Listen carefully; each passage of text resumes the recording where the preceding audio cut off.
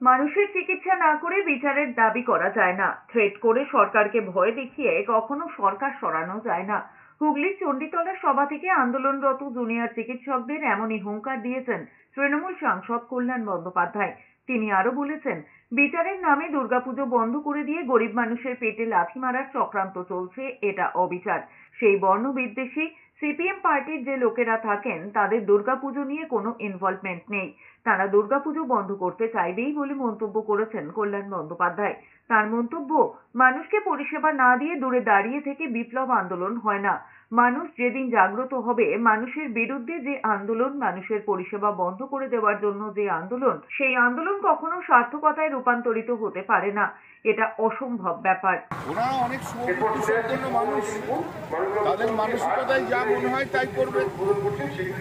তাদের মানসিকতায় যদি মনে হয় যে না, আমরা কাজ বন্ধ করে মানুষের কোনো পরিষেবা দেবো না, গরিব মানুষরা পশ্চিমবাংলায় পরিষেবা পাবে না, তা তো বলার কিছু নেই। শিক্ষিত মানুষ, সাধারণ মানুষ তাদের ভগবানের চোখে দেখে। সেই ভগবানটা যদি মানুষকে যদি অবহেলা করে আর তো কিছু করেন।